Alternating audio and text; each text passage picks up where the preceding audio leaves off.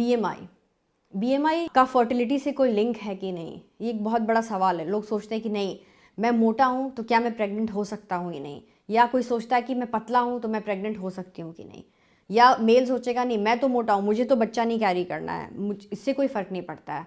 ऐसी बात नहीं है।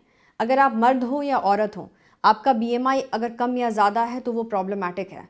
अगर बीएमआई कम है, मीन्स अगर 18 से आपका बीएमआई कम है तो वो प्रॉब्लमेटिक है। आपको कोई भी मैल नरिशमेंट, कोई भी अंडर नरिशमेंट की प्रॉब्लम हो सकती है। आपके ब्लड बॉडी में कम हो सकते हैं, जो ब्लड के लेवल होते हैं, हीमोग्लोबिन के लेवल, वो बॉडी में काफ़ी कम हो सकते हैं। या आपको कोई थायराइड की डिसऑर्डर भी हो सकती है। इन सब चीज़ों को टेस्ट करना बहुत ज़रूरी है कि आपका बीएमआई कम क्यों है। अगर आपके मेडिकल तरह से आप बिल्कुल फिट हो तो बेटर ये है कि आप अपने बीएमआई को नॉर्मल लेवल में करा करके तभी आप आगे बढ़ो, क्योंकि अगर आप कंसीव हो भी जाते हो तो ये चांसेस हैं कि आपको प्रेगनेंसी के रिलेटेड कॉम्प्लिकेशंस होने के चांसेस बहुत हाई हैं।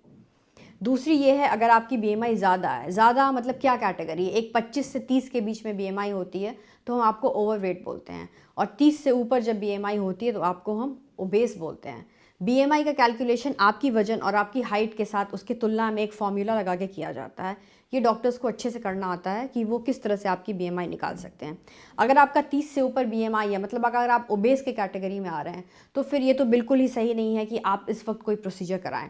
आपके लिए बेहतर ये है कि आप एटलीस्ट ओबीस से ओवरवेट के कैटेगरी में आ जाएं, फिर ही कुछ कराएं। अगर आप नॉर्मल आ सकते हैं तो उससे अच्छा कुछ भी नहीं है।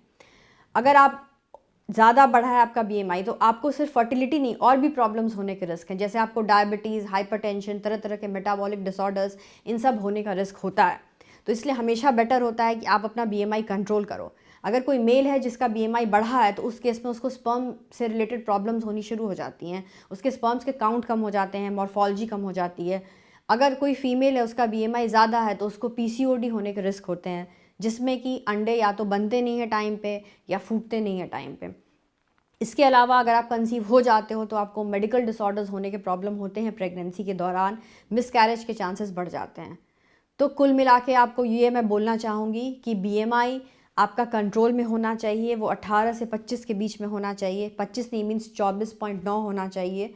दूसरी बात ये है कि बीएमआई अगर आपका अच्छा रहेगा, आपकी बॉडी हेल्दी रहेगी, एक हेल्दी बॉडी के अंदर ही एक हेल्दी सोल, हेल्दी माइंड रह सकता है, और वही एक हेल्दी बेबी को पैदा कर सकता है, जिसमें कि बिल्कुल ही कॉम्प्लिकेशन नहीं हो। और हम ज़रूर चाहेंगे कि आप जल्द से जल्द प्रेग्नेंट हो जाएं और एक हेल्दी और स्वस्थ बच्चे को जन्म दें, जिसके दौरान आपको प्रेगनेंसी के दौरान भी किसी भी तरह की कोई आपको प्रॉब्लम नहीं हो। यही हमारी कामना है। हम रखें आपका ख्याल।